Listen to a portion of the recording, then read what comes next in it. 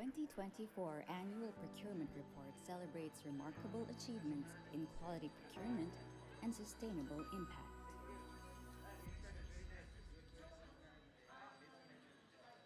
This year, the overarching theme of the Annual Procurement Report is quality. It features real-world impact stories from ADB procurement staff and highlights innovative solutions that contribute to improved project performance. Learn how our initiatives from global roadshows to professional certifications are improving standards in procurement practices. Dive into impactful stories that highlight how quality procurement is transforming lives and delivering sustainable results. In this report, we bring quality to life through 18 stories. These stories showcase ADB's commitment to procurement innovation, including strategic procurement planning, integrating sustainability principles and merit point criteria, and strengthening supply chain resilience. These are just a few examples of how we are enhancing outcomes through our developing countries across the region. Gain insights from our comprehensive procurement statistics. In 2024, 7,556 contracts were awarded totaling nearly $6 billion, with significant investments in infrastructure, consulting services, and sustainable projects across various regions and sectors. Together, we are shaping a procurement framework that is truly fit for purpose, one that meets the current and future needs of the developing countries in our region. I invite you to explore this year's report. It represents a significant step forward, and I believe that together we can drive stronger, more sustainable development outcomes for the future.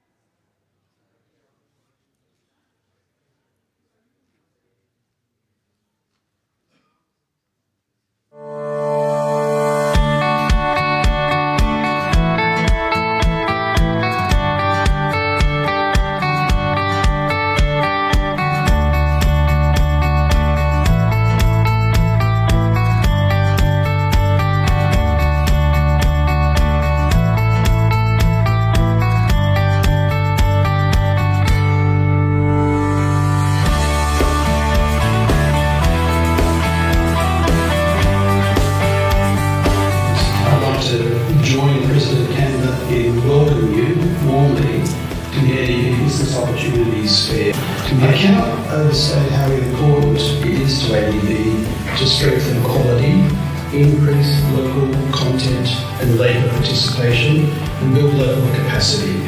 So thank you, and I wish you a productive and successful Business Opportunities Fair.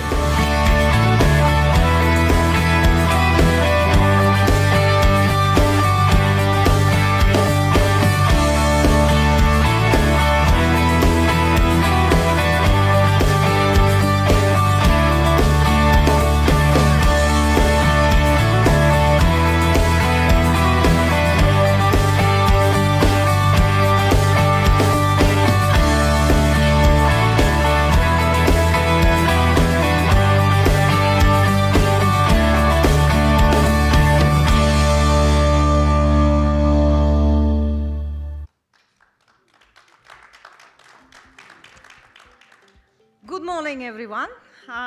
Again, my name is Galia Ismakova, and I'm one of ADB procurement directors. Warm greetings. We had fantastic day yesterday, and thanks to my colleagues Charlene, Stefan, and the whole team of BOF who made it happen, and all our speakers and panelists, and obviously all of you.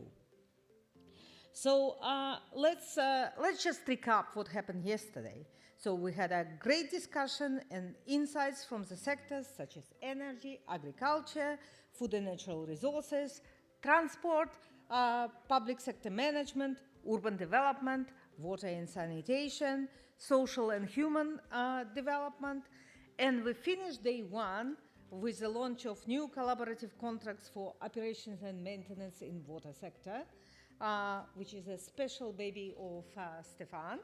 And after this, we had a networking cocktails, and I was told that this is possibly one of the best free cocktails people attend. So kudos to our corporate services team. So let's see what is in store for us today. So in day two, we will build on this momentum, and we will have a deep dive into practice and solutions which focus on quality and sustainability.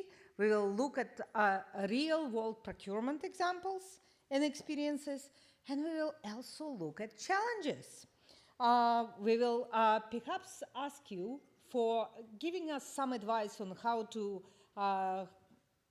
what solutions we can have, and we will continue knowledge sharing among practitioners and shareholders. So as I was explaining to one of the participants yesterday, we had quite an evolution of this business opportunities outreach throughout the years. So we first started the business opportunity fairs about 15 years ago. And at first we thought, okay, we are doing business opportunities seminars in certain countries. So we go from one country to another and talk about the portfolio in that specific country. Then we realized that perhaps bringing the contractors, consultants, and suppliers together and looking at the overall portfolio of ADB is a good idea, so that these contractors and consultants could trade across borders and bring their expertise across borders as well, and form partnerships. So this is how the idea of Business Opportunity Fair was born. And the first Business Opportunity Fair was about my department, or its predecessor, actually talking about procurement practices, how to bid, where to find contracts, etc., etc. Then we moved towards involving our project colleagues or sector colleagues and saying, okay, tell us about the pipelines. So this is how it got developed a little bit further.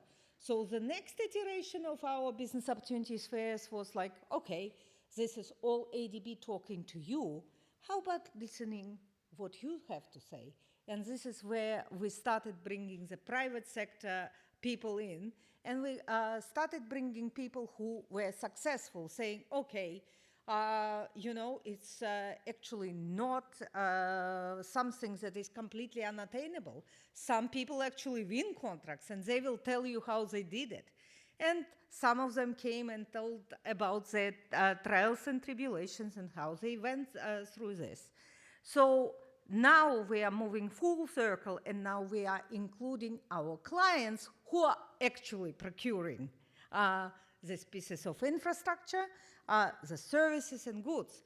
So we have sessions where our executing agencies, our clients, are talking about their challenges and the opportunities for you. So this brings me to the first session of today, which is a session with executing agencies. So today I have the pleasure of having here on the stage 3 gentlemen from Fiji, Bangladesh, and Cambodia. So first, I would like to invite Mr. Abdul Wahab. Please come on stage.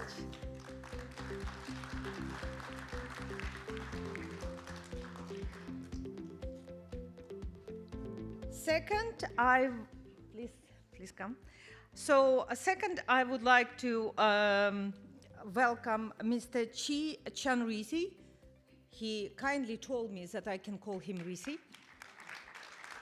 He represents Electrical Utility of Cambodia, Electricité de Cambodge. And last but not the least, I'm welcoming here Mr. Apisai Kitining Agi from Fiji Road Authority.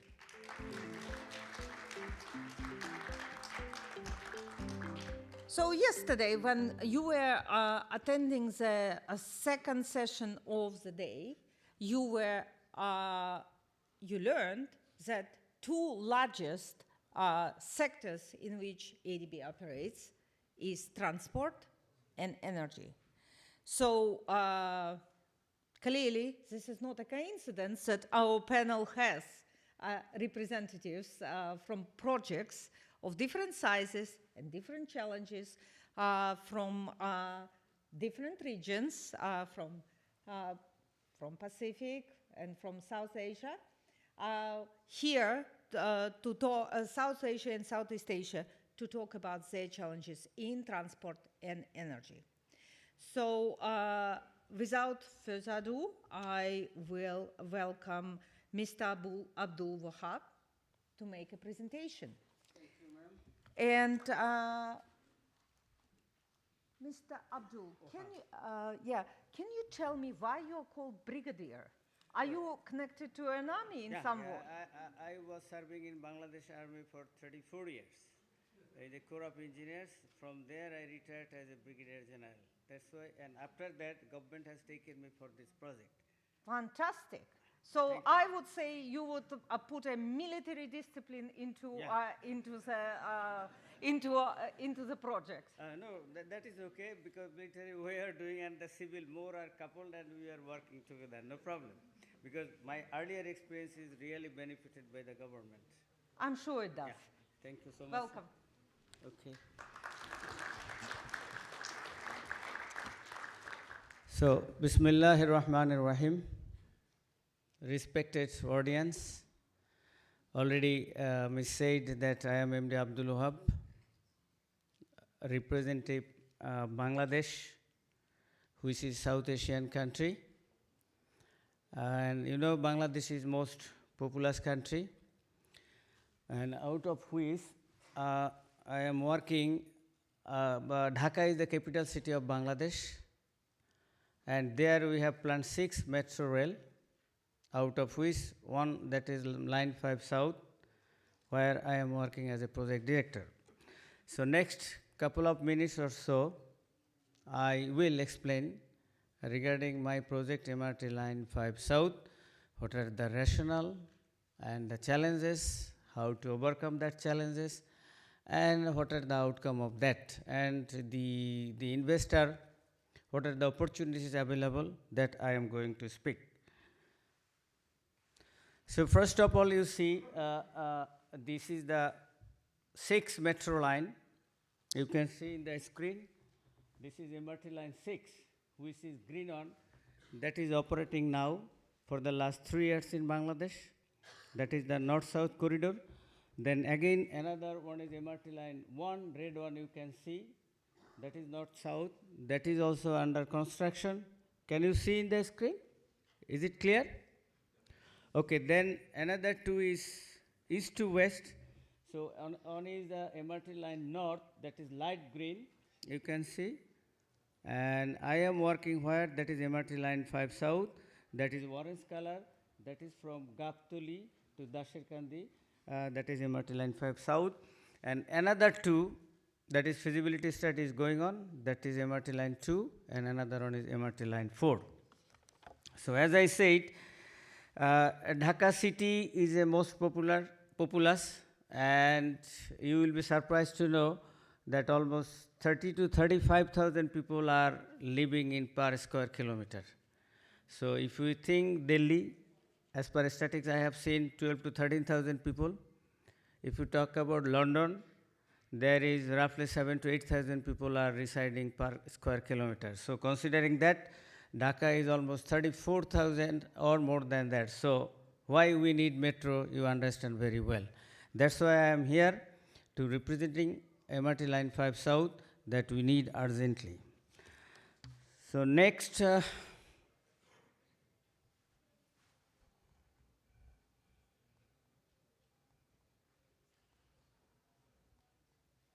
so this is MRT line 5 south, that is 17.4 kilometer length.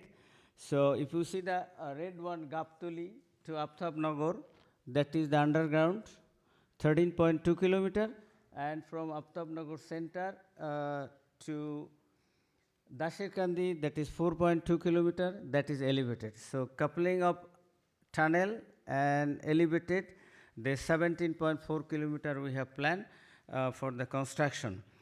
So this is giving the east-west connectivity to Bangladesh, because eastern part to western part through Dhaka city, it is very difficult to move now.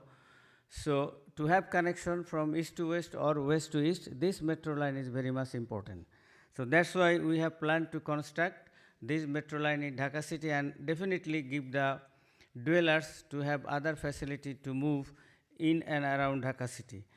So objective we have set, you can see in the screen, a fast, reliable air conditioned and electrical operated transport system, then reduce traffic congestion in Dhaka city, then improve sustainable and overall environmental in the Dhaka city. Due to environment of smoke, dust and all these things we can eradicate.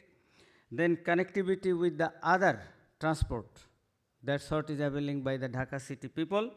And then definitely there will be a little bit of job creation.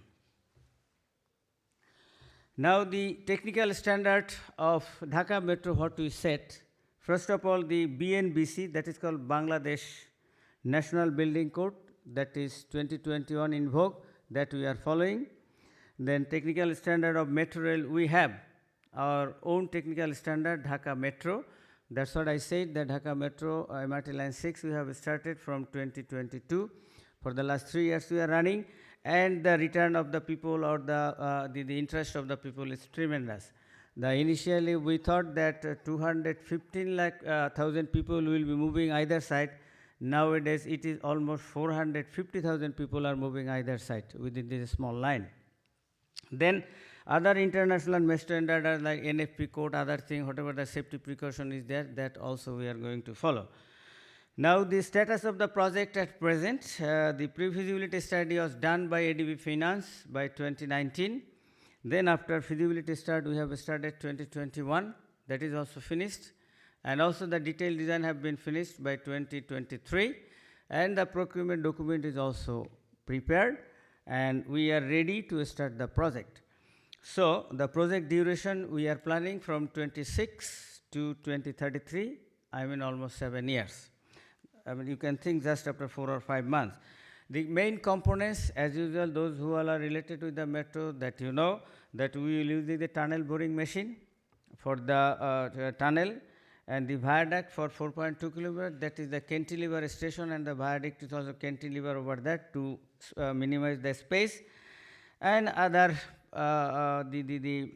component, that is depot, stabling yard, then transitory development, station plaza, all these things. You know, the direct from metro, the revenue cannot be the profitable, so other revenue item we have thought, like this, what is called transit-oriented development, station plaza, and few commercial spaces that we will rent for the people. Now, the total project planning, we have planned total project contract package 1 to 9. So you can see in the screen contract package 1 to 5, that is civil packages that will be financed by ADB, and system packages CP 6 to 9, that is earmarked by Korean Exim Bank, but it's yet to finalize it. That's why we have said it TBC. So the procurement methods, as I said, the CP1 to CP5, that will be supported by ADB, that is the open contract, completely open, anybody, any country can participate in the contract. And the system packages, that again depends on the country who will support, definitely if it is ADB or World Bank, that is open. And if some other country like Korean Exim Bank and other, there might have some EDCF, there is some sort of tied loan. So the roughly amount of each packages, as I said, you can see CP1, 140 million US dollar, then contract package 2, that is the depot construction, some civil works and some equipment, that is 100 US dollar. Then contract package 3 and 4, that is basically the tunnel. So you know it is quite a big amount, 530 million US dollar one, and next one is the 375 US dollar million, definitely. And civil work, that is viaduct, as I said, 4.2 kilometer, that is 140 million US dollar.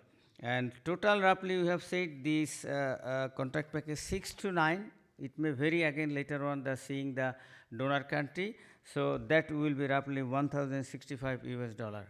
And towards right side timeline you can see the contract package 1 to contract package 5, we have set time 2029 up to 2031.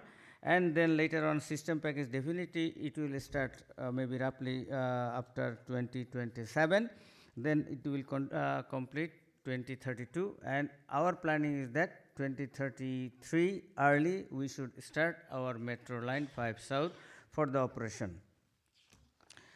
Now the challenges, it is obvious challenge is most of the country, and we have got more challenges because as I said, Dhaka city is most populous city, and to have all the mitigation we really had to face or have to face some challenges. First of all, land acquisition and resettlement. You know, Dhaka city is very compact, so we need a little bit of land, especially for the depot area, but again we want to minimize that depot area quite a little bit of shorter, even though we need around 100 hectare of land for the depot area because that is the water retention area. We need to keep some of the land earmarked for water, and basically for our depot area we need roughly 39 hectare of land for all the arrangement. And again resettlement is there in all the station because that is in the crowded city, so that is also a challenge, but we have all the plan in our hand. Once we start for the project, we can do that very smoothly. Utility shifting, yes, knows no bound. It is very difficult for us, especially in Dhaka city, because the plan made various organization, DESCO, DESHA, other people, the drawing is not available sometimes. So we really face a lot of difficulties that where the line is and how to remove it. So you understand, first we need to identify the line, and during our feasibility study, we had all the data in our hand, but we do not know once we start for the work, there might be a little bit of difficulties. However, knowing fully well, we are planning to combat all this situation, and definitely we can do in the right time. The traffic management is pretty tough.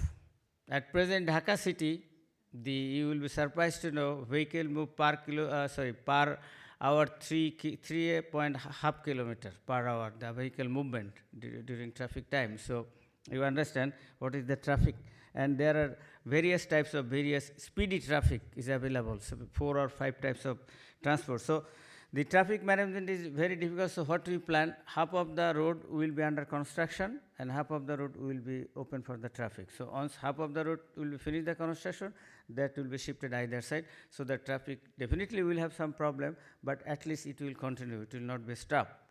And sometime we will have the bypass road. Through that, there are some places they can do that transportation also. Then limited multimodal integration, what I wanted to mean, there are other transport, we have kept each station this vehicle embarkation and disembarkation place, so that people come inside the city and come to the station and avail the train. So this is how we are connecting each other, and all the 6 line, we have the interconnection in various places. I am not going in detail, and we will not be able to know the places. So all the 6 line have interconnection, so that if he avail on train, he can go either any of the train from north, south, east to whatever it is. So that is the connection we are making. The soil management, you know, South Asian country, they will be knowing better this, huge soil, 300,000 square meter soil has to be shifted because through the tunnel and other thing. So if we take it through the transport, it will be just chaos, and the whole city will be under dust. So what we are planning, the conveyor belt, we are lucky, either side of Dhaka city there is a river, and through the conveyor belt, we transport the soil up to the river. From the river, watercraft will be taking the soil, whatever we require, out of the city, so the less environmental pollution. As I said, the impact on environment. So this is how we are reducing the environmental impact. Now, dependency on import materials, you know, lot of materials we need to import, especially the system packages, electrical, electronic, mechanical, that still we are not capable to produce in our country, but some of the parts we are producing.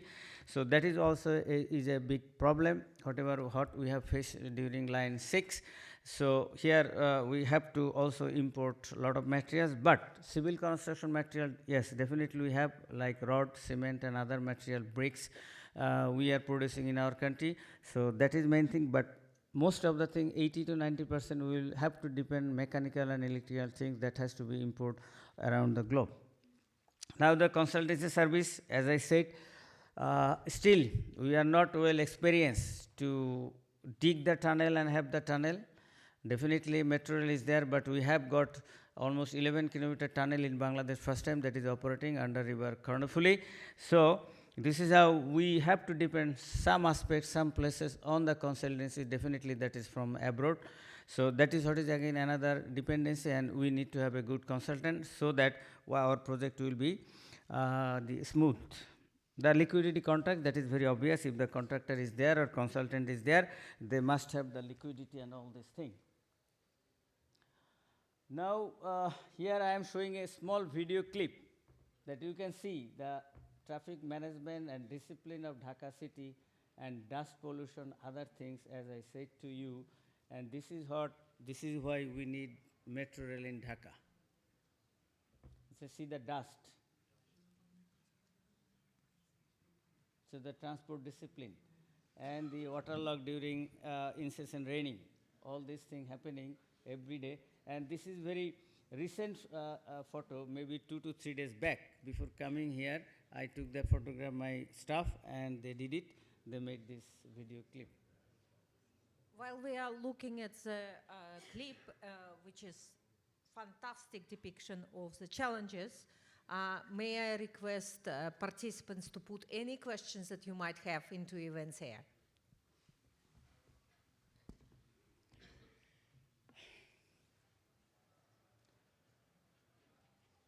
So I said that here it is written 23,000 people, but at present it is almost 30 to 35,000 people are residing per square kilometer.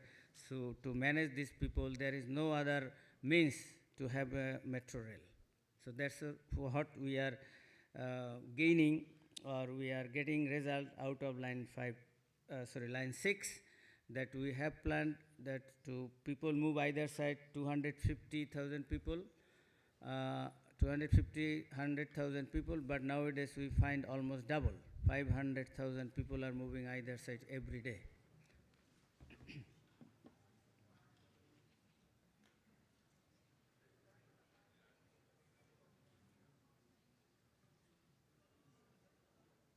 And I am sorry to say that animation could not be there, little bit of music could have been there so that you could enjoy, but very hurriedly I made it, so only you can see the video clip. I think we can all imagine that it's not quiet. Yeah. With that much traffic and with that many people, it's probably not quiet. Yeah. However, So that is finished. Now next. Now the challenges we said and root causes also I said. Now the solution definitely also I said little bit of explanation that yes, we are planning proactively so that the dwellers and other construction and the people will not have most suffering. Then integrated transport policy, I say the embarkation and reservation places, the people should come from the little bit of 1 or 2 kilometer away and they can come to the station, have a safe place to embark and disembark and then avail the metro rail. Then socially inclusive fare structure, this is what is a point, you know the metro rail is very costly. So the fare we have to select due to political and other reasons that could not be up to the standard that through the fare the metro will go on profitable. So that is what we are thinking. Nowadays the fare has been fixed for the MRT line 6. I mean 50% money is not coming. So we have to have other revenue, the commercial, the TOD and then station plaza and other things so that with that we can make it. So that is the elevated one. If it is a tunnel, you know the construction cost will be more than 1:3 or something like that. So that is what is we are planning to have so that metro line should not be a loser, it should be a profitable. So this is how we have got I mean the dimensional plan so that it will be a profitable. I said the Dhaka is a traffic almost 24 hours. So our work we have planned is the night work maximum. So from night 12 to morning 6 o'clock, we will give more emphasis so the passengers or traffic will have less difficulties and our construction should go on smoothly. The use of standard local materials, I said, due to environmental thinking, the local materials, if we use that will have our easy construction because full of the dependency on the foreign import, that will be difficult. So that's what we are planning. Yes, Satumi said the time is short. Okay, I am doing it very hurriedly. So the dependency on foreign material also we are reducing. A selection of quality controls, this definitely it is required. So next, this slide you will be very surprised to know that what are the key results I am getting. To significantly reduce travel time, the route we have planned 17.2 kilometers that take at present almost 3 hours to move from either side. Now, if we have got metro rail, by 30 minutes we can move. So you can see the impact of metro rail, that is 1:6 almost. Then enhance Bangladesh capacity to implement large-scale urban infrastructure. This sort of large-scale urban infrastructure, we have not made it because total cost roughly it will be $5 billion. So you understand a huge project. Now the 40,000 tons of fuel will be saved per year because you know we are purchasing fuel from abroad because we don't have fuel. So 40,000 tons per year fuel will be saved if we make online like MRT line 5 South. Then 215 million working hours will be saved annually. You know why I said that it takes at least 3 hours move from either side. So if we have got a metro, it will take only 30 minutes. So how much people will be moving, you can multiply that and find out how much working hour is going to be saved. Then a modal shift from road to metro, 642,000 kilometers per year will be reduced. Because you know one vehicle if move, maybe 1 or 2 or 3% is moving. So instead of that, if I have got a metro, so a lot of car movement will be reduced. And it is the feasibility studies say that 1,000 vehicles from the road will be, going away. That 1,000 vehicles will be saved per day for the metro rail. Now the better integration with other transport system, already I said, and great environmental impact is that 0.2 million tons of carbon dioxide will be reduced per year. That is a very good save. And again here, I have not mentioned, especially the sound pollution and dust pollution, definitely that will have a big impact on that. Now the lesson learned that we said the realistic planning, cost estimation, and risk management, definitely that will be less. Large scale contract project management, that we are going to learn. Then effective traffic management, then stronger multimodal integration, then completion of project with stipulated time, then quality of materials, definitely we are going to use it, and our donor country is also there to support this. So at last, I can say all the investors, this MRT Line 5 Southern Route is ready to implement. Government-backed metro project that will ease Dhaka's traffic, cut emission and save millions of working hours. With a strong ridership potential, multiple revenue streams and full regulatory readiness will be there. It offers a high return and definitely will have low risk investment opportunity in one of Asia's fastest growing countries. So you may have the PPP method, you may have the investment project. So whatever the mode of the integrated with the project, that is possible to do. So that's all my presentation of today. Now just 1 minute, regarding the MPC, I know merit point criteria, people are soaring to know, and ADB is also trying to know, but of course, they have also said to us, and we are incorporating, we are working in it. Definitely it is good that if we take some importance of the technical aspect, and again, if give the some percentage of the financial aspect, definitely that is good. But we are facing little bit of problem. Initially we are working, but yet we are going to final that. First of all, in our country or some other country also, there is a psyche that why lowest has not taken. So that is a big question, because in this aspect, the lowest and the maybe second lowest or third lowest with the computation may not be there. So that is again one question. And as per our country, the other project, there is no MPC system is incorporated. So we need to change our law. Our government has to agree, yes, MPC has to be there. Otherwise, later on, there will be a lot of complication will arise, the project implement authority. Third on, that what we are apprehending, if the MPC system is incorporated, then, evaluation is very unpleasant job. To have the calculation 2 plus 2, 4, it is okay.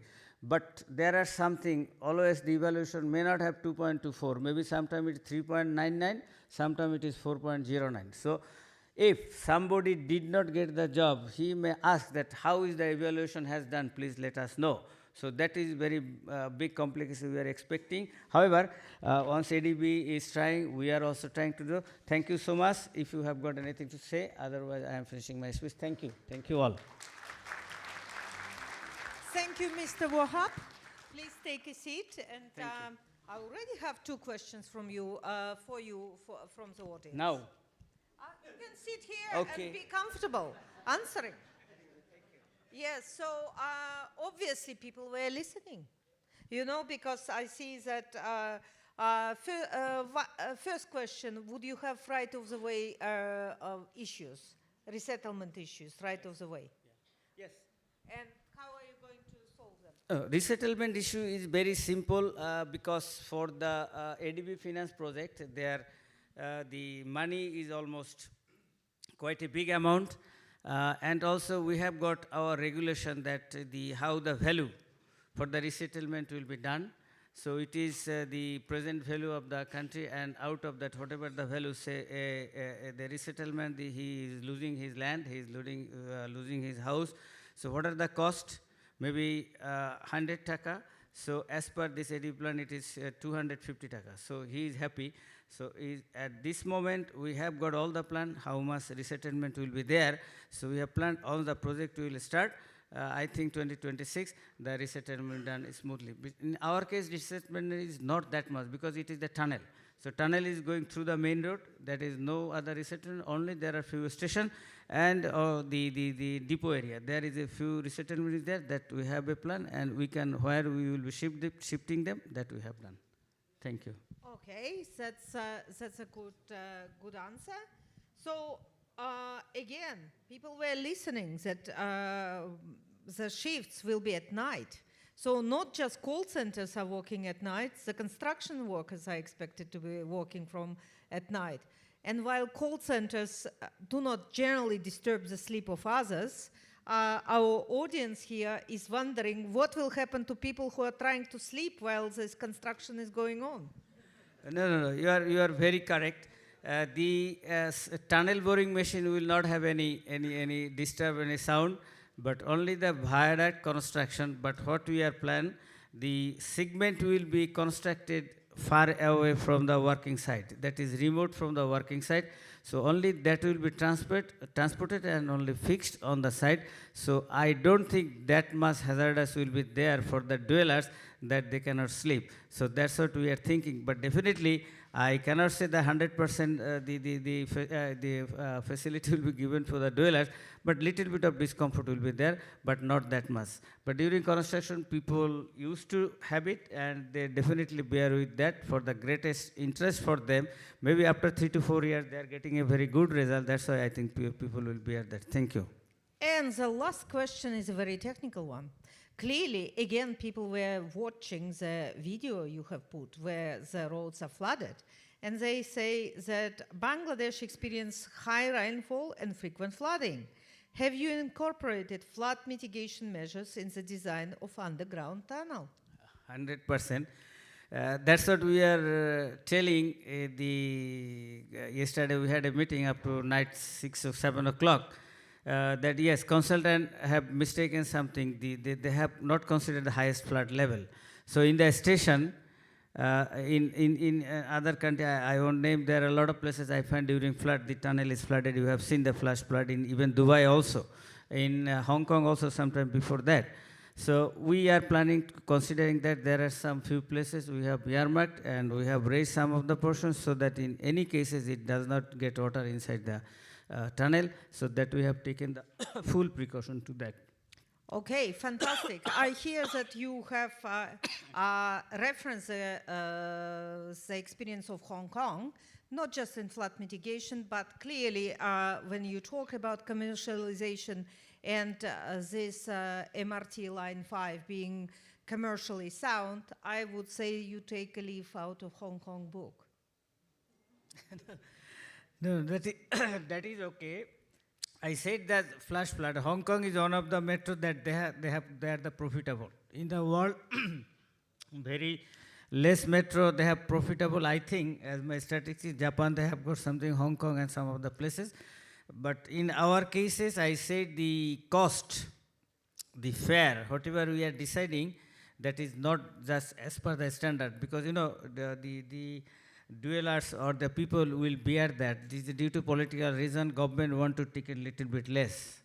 That is, you know, the psyche of these people. So considering that, we are planning to have other commercial business like the Station Plaza, then TUD, and we are taking some of the extra land, taking the consent from the government so that there we can make the commercial complexes that will be viable and that will be taken for the metro rail for the commercial as well. That is how we want to minus plus to do that. That's exactly what I mean, that Hong Kong Metro is one of the examples how the normally subsidized operation is actually commercially viable due to very good integration with commercial properties. Exactly. That's what we are planning. Okay, fantastic. So we are now going to hear from Mr. Chi Chen Risi.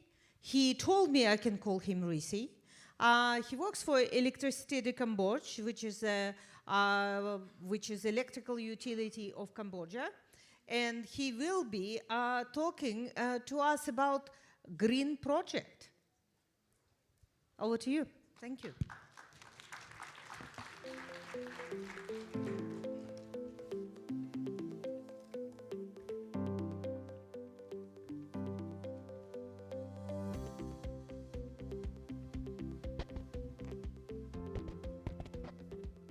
So, good morning, ladies and gentlemen. Thank you for handing the floor to me. And first of all, I would like to introduce myself. My name is Charity. I'm a procurement officer in procurement department of EDC, located in Cambodia. As an officer, I have been involving some of ADB finance projects such as National Solar Power Park, Grid Expansion Project, ESTDP, and grid reinforcement projects. So for you may not be familiar with EDC, so let me introduce a bit about our organization. So our organization is a Cambodia state-owned enterprise specialized in electricity and responsible for generation, transmission, and distribution of the power within nationwide. So in terms of electricity, we have two main sources. One is green energy that we've been talking a lot so far. So grid expansion project is one of the most important project in Cambodia as well. So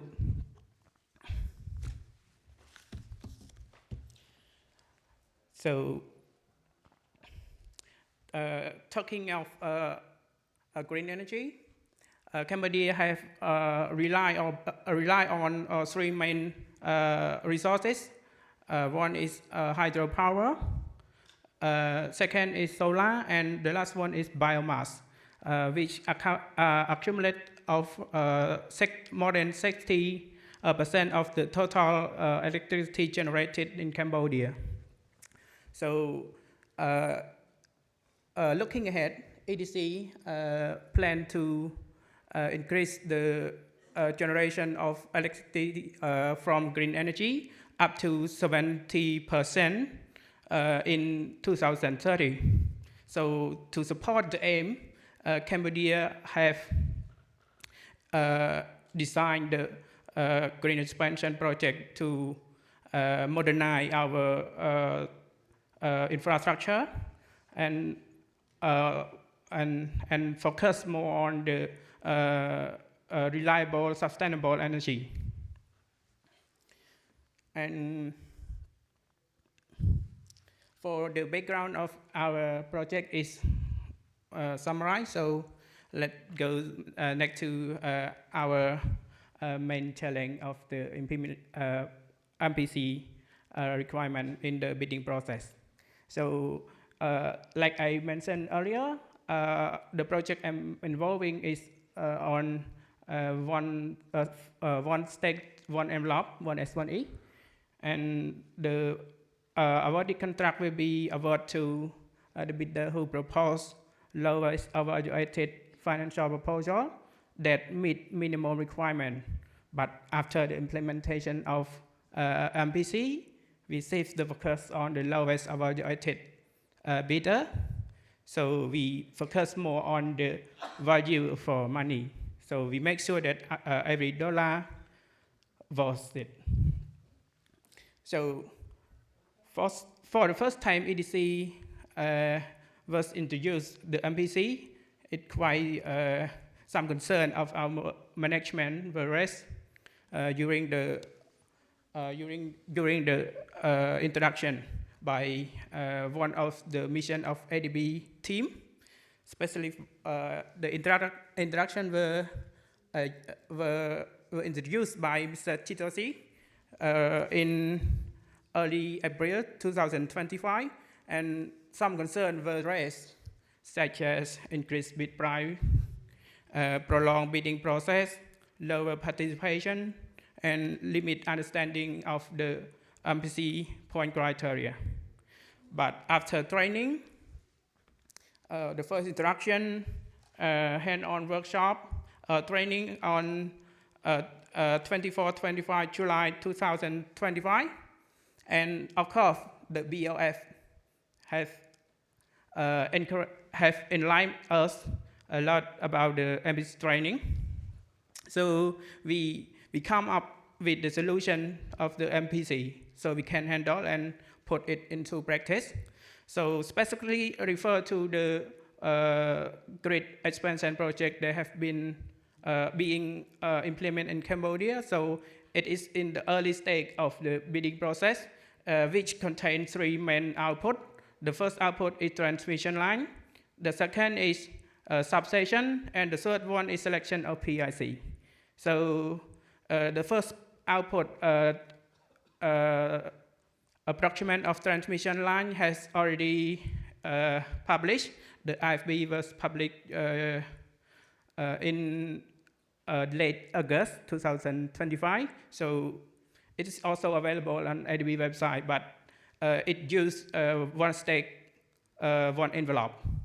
However, for the second output of the project, GEP, so we are in the beginning of preparation of the bidding document, which is overseen by ADB specialists, and with expected to have support from the PIC. Yes, the PIC also being selected as well in the evaluation stage. So with this, EDC now sees the focus from select the lowest evaluated bidder. We come up with a more comprehensive evaluation criteria of MPC to make sure that the selection and the bidder we select will propose a better technical solution with okay, the high will be higher as well, but we expect more about the technical qualification in terms of value of money. So after training workshop and the BOF here, I personally can see that the merit point criteria have some benefit for our organization, such as improved fairness and transparency throughout its comprehensive criteria, template, and so on. And secondly, it's about balancing technical and financial ratio. We set the focus not only to the lowest evaluated bid price, so we will see how well the bidder or contractor propose about the technical requirement. And thirdly, increase quality and sustainability by reviewing and avoiding better technical and management solution of bidder contractor. And finally, reduce the risk of implementation stage, because some risk may occur. For our experience of grid reinforcement project package 2, we have some delay and social and environmental impact. So we expect to have a better bidder contractor during the implementation of MPC during the bid evaluation and the process of selection. Yeah, that would be all for my presentation. And thank you for your attention. Thank you, Rishi.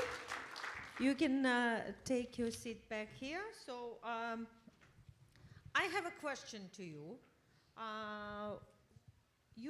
You told us about that this particular project aims to bring the mix of energy sources to 70% renewable. What it is currently? To guarantee the increase of sustainable energy up to 70% of the generation of power, we have designed the green expansion project that have been shown in the slide earlier, and other master plan from our IA, Ministry of Economic and Finance, and our supervisor of Ministry of Mines and Energy in Cambodia. So we have a plan. So a lot of projects being prepared, and some of them have already in progress already. So 70% is guaranteed. Right. Okay. And another question: how are you planning to engage community in this particular project? Do you think that enough qualified labor exists in Cambodia right now to implement it, or what is the skills mix right now? Do you want to improve the skill mix, or do you consider it to be already adequate? I think in terms of community, we have put it in to the criteria of MPC already, but it have been reviewed and finalized, and later will be approved by our management, and of course prior review by ADB as well. So not only the social but gender, environmental impact. So we have planned.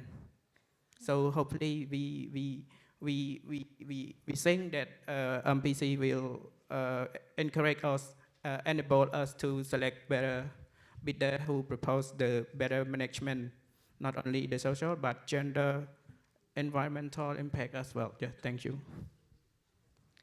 Right. Okay. There is a question. While quality and sustainability are the purpose, they come with additional initial investment costs. How do you overcome the challenge of setting optimal project budget? So thank you for your question. That is very tricky, and of course the cost will be higher, but we have some reserve fund of EDC. So if the bidder propose more than our the cost estimate, so EDC we're looking into that, and then partly involve place the fund to the project upon our review and discussion with ADB. Right. Okay. Thank you for this. And I want to share with you that we are considering, for example, we never prohibited it, but we are now specifically mentioning the possibility of a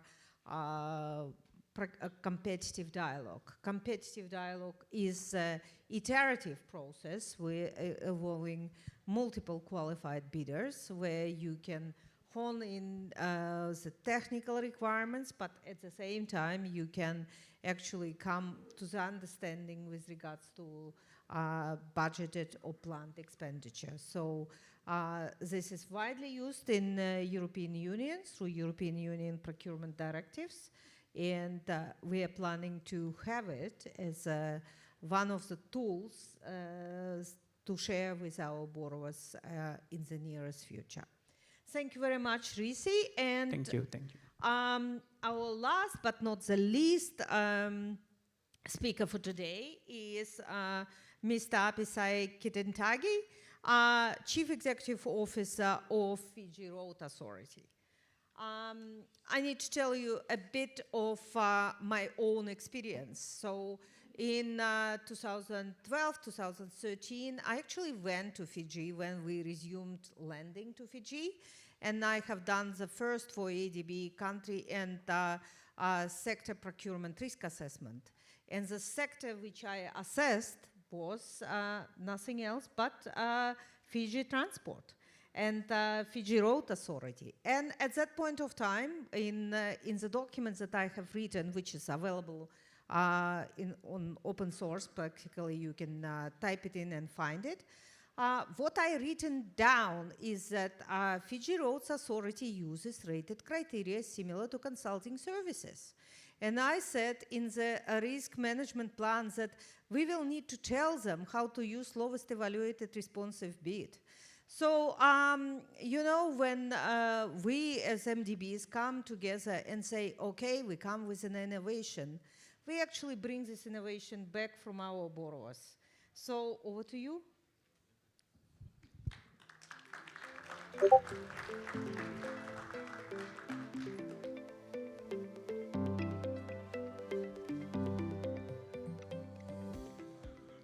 Thank you.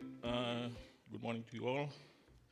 I think it's an opportunity to come and present here. I think I'll be coming on a different perspective compared to the two countries that have already been shared with us. For us, we are coming a very small countries. I hope whatever I can share today will be very interesting.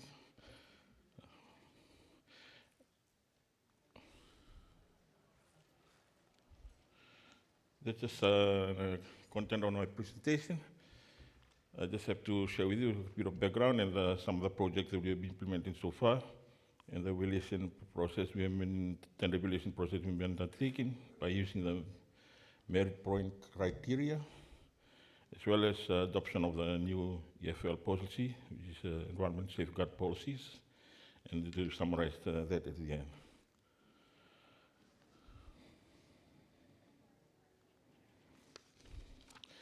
This project overview, Fiji Roads is responsible for management of and maintenance of our national road network in Fiji. You may ask how many lengths of road. We just only manage about 7,600 compared to the one that's been previously shared with us. And we have a long history of collaboration with ADB, which is, to my recollection, I think it's more than 30 years now. We've been working together with ADB implementing projects in Fiji as well. And most recently, we have completed most of the civil works through ADB under the Transport Sector Investment Program. And now we are progressing towards implementing a new loan under the Critical Bridge Resilient Projects. I may share with you a little bit of tips which we already implemented and complete. That's about rehabilitation of 85 kilometers of national highway. That's one of the two main alleys. We have only two main alleys in Fiji. And the rehabilitation of one of the main business center, which is 1.6, and the resealing of one of our main arterial network, which is about 300 kilometers. In addition, we have also procured a consultant for the provision of construction supervision services for the design and due diligence of our bridge and gauges that we are currently progressing now with this procurement process under the new loan. As shared by our ADB colleagues, that we have moved away from lowest price bidding, and now we are adopting a new procurement process. And the reason was changed is due to the difficulty in assessing the bidder's experience and knowledge and of the challenge that we must have to overcome, and especially with the Pacific Island countries. And that's how we develop and agree with ADB with the new merit point system criteria of evaluating.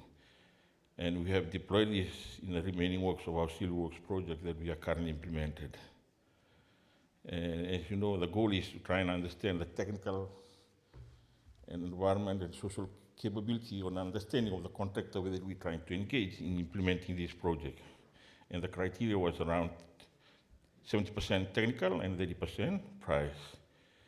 And during some of the implementation of this, we found that contractors were delivering much better because of the basis of how we were evaluating them that led to the successful completion of some of our civil works that we have been implementing so far. The merit point criteria that we use is outlined on there. There's four key main criteria. One is the work plan. Secondly is the management expertise of key staff, and the quality management system, environmental health and safety management. As you key the points are actually outlined there, the scores. That's the kind of thing that we have been shared and developed together with ADB. In the scoring system, the points are awarded to bidders who demonstrate how will they enhance. This is one of the areas that we are trying to develop, how they can assist or develop our local capacity. That's part of one of the criteria that we set in there too. And similarly, on those who already have some local experience, especially in the Pacific region, because we have a lot of challenge in the Pacific region, as you know, the geographical location, the resource availability in the region, and those are the kind of things that we want to make sure that whoever we selected to be part of to be involved in the project must have some, local experience in terms of, especially in the regional experience in the Pacific region. Like I said, it's very common experience we always share between the Pacific Island nations. And that's why that's one of the criteria too we want to implement and part of the evaluation criteria process. And they have a separate score on that basis as well. This is one of the examples, some of the TIS projects that we have recently completed. It's about the sewer road upgrading projects, about 16.5 million, and it's to do with the road rehabilitation and footpath and all that. One of the project challenges is the design due to the detailed design due diligence has to be completed before you actually award to the contract, the civil works contract. And also the utilities some of the utilities that along that main urban corridor are not really, are not the as-built information that has been provided to us are not sufficient, not accurate. That's why during the construction, that's why we have to incorporate some of those challenges and trying to see how we can, it's actually affecting the progress of implementation.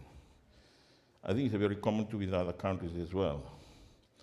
And due to the 9 months time frame, we were able to complete the project, even though it's due to the delay in design, to incorporate those utility services, we'll be able to deliver the project within the, even though we complete the project, but it's only delayed for only 4 months period. And the lesson learned is we really need to have a greater engagement with our local utility services to be able to identify, beforehand, before you started implementing the project. The other key project that we implemented is Queens Road upgrading project. That's one of the main arterial link road in Fiji.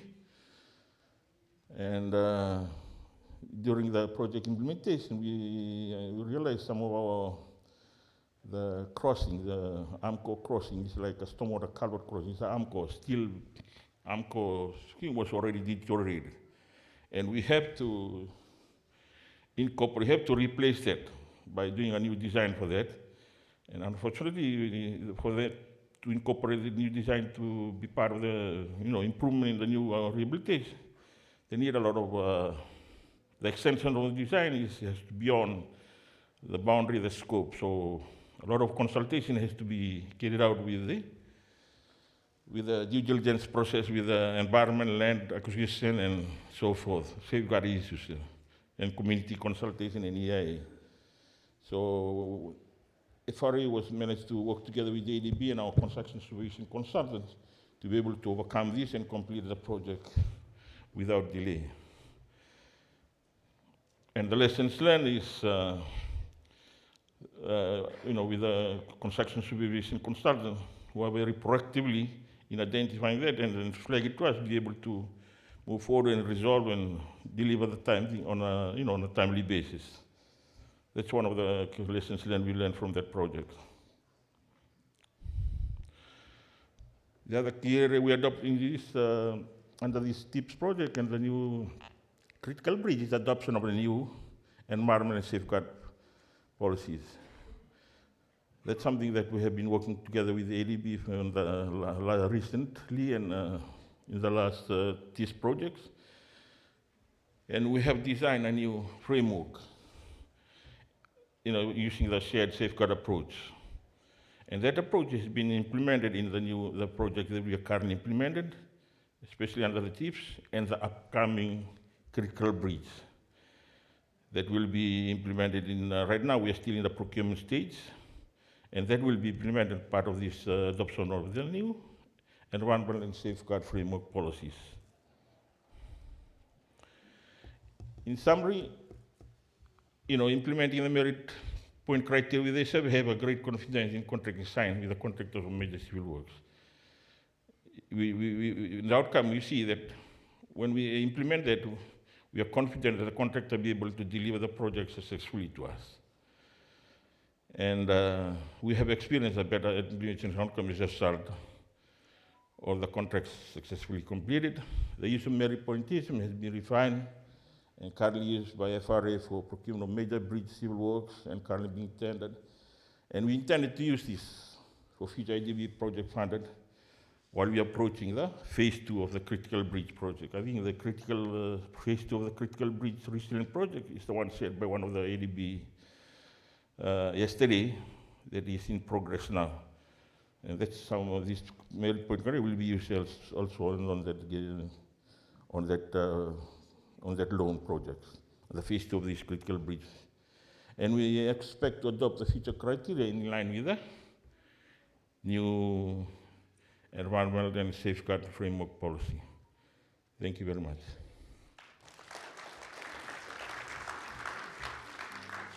Thank you very much, Mr. Abisai. Please sit down. Vinaka?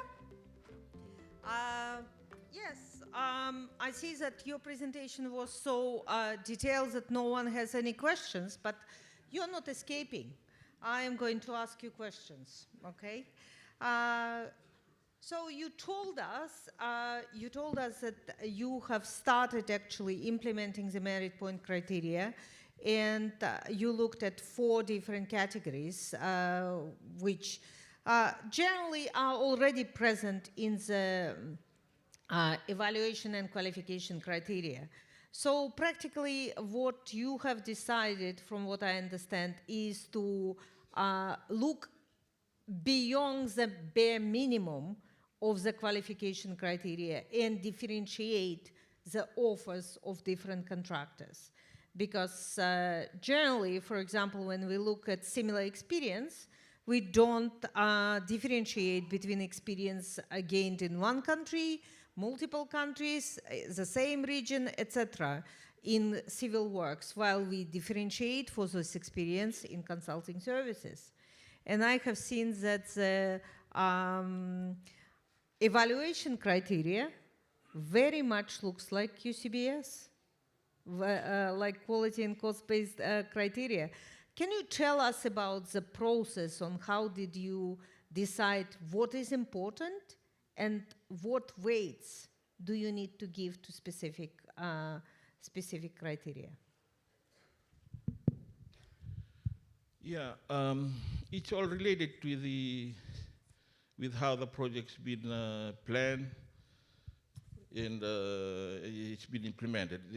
One particular area is something that we have realized is the lack of understanding in the local context, especially with a smaller country like us in Fiji and the Pacific region. One particular area is the resource and resource availability, and when you're trying to adopt something that is standard, it's common, and is within the other developing countries in the world, for us it's totally different. Because the standard, for example, the standard that adopted in the region, for example, is the Oslo standards between Australia and New Zealand. But when you look at the context in Fiji and other smaller countries, some of those may not be required because of the volume of traffic and the use, the demand, plus the resource. One of the key areas that we find is the resource availability. And also in considering the social safeguard, environmental, social, and the land issues.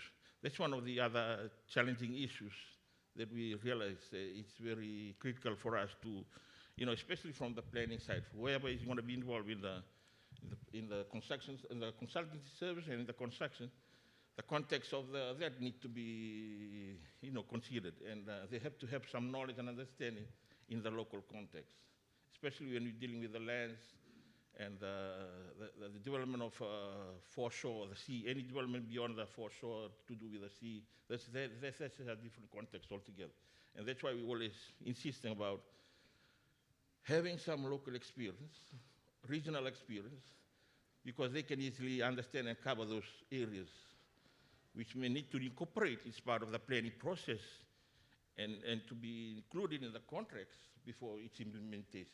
So we don't want that to be happening after implementation, then some of these are not being covered or not being incorporated. Thank you very much. And, we now got another question for you. Knowing the remoteness of Pacific Islands, it becomes difficult attracting international contractors. Do you think MPC helps attracting more international contractors? Yeah, it could be. It all depends on the context, the context of the projects. That could be something that can be considered. That can be worked in Fiji or in other regional. Yeah. Right. Okay, so also from my very, very long time experience in Fiji with Fiji Road Authority, I remember that you substantially have taken documents, including contracting documents from New Zealand Transport Authority at that point of time, Transport Agency, and which already at that point of time included substantial number of requirements for labor, for environmental, social safeguards, etc. So can you tell us a little bit about this benchmarking? Do you still have any kind of relationship with New Zealand Transport Authority or no longer? We continue to adopt the NZTA standard, New Zealand standard and Australian standards, similarly with the British standards.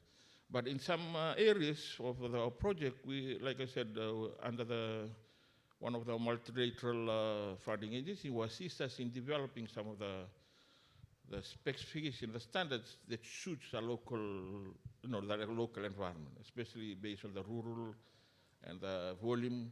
So we adopt some standards that can be used locally within the local environment, the local context. But like I said, most of our major projects, including the ones that have been funded by the ADB, we're still using the Australian and New Zealand standards in the implementation with this project. Right. Okay. Thank you very much. Are there any questions from the audience? Does anyone want to ask any questions to our esteemed panelists? Okay, if everyone is so shy, I can tell you that all the information about ADB projects is available online, and the information about how to contact the executing agency is also available online. So if all of a sudden, after this session, or perhaps at a sleepless night, you decide to ask any questions to these three gentlemen, I am sure that you can find out how to contact them. With this, can you please, okay, here we go. Please go ahead.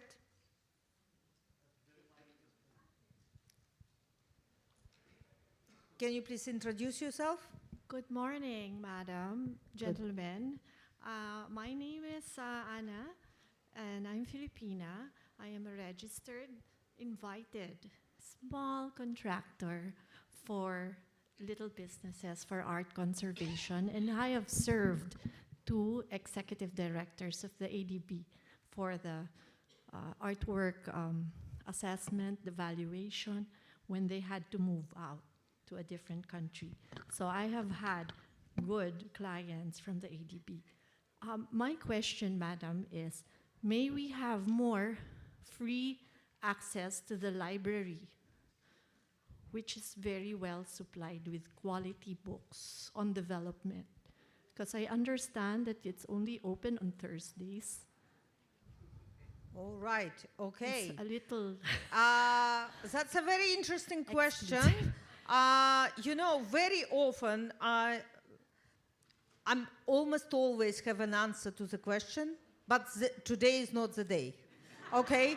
So I'm not in charge of the library. That's all. So it is run by Corporate Services Department. Yes, madam. And I think that they actually allow outside researchers or outside public to use ADB library, but from what I understand, they do not allow borrow books from the library. So you can come and read it there in the library, but right. I don't think you can actually borrow it and take it outside. That is absolutely fine with us, madam. We have just received 20,000 free quality books for our youth, the Philippines, from Malaysia. And I give my second-hand books to the LGU of Quezon City for the others to use, because I know my library sometimes gets outdated and I can give it to the others who cannot afford books. However, I need to upgrade my intelligence level, so I really would love to have more access to your library. Okay, what I suggest you do, again, ADB is known for access to information policy. So on ADB website, there is a contact us button where you can input your inquiry, and it will be sent to an appropriate department, which is at this point of time Corporate Services Department. Thank you very much. Thank you very much for your question, and I salute you for developing your expertise. Right, so at this point of time, I have a suggestion to join me in congratulating three gentlemen for excellent presentation.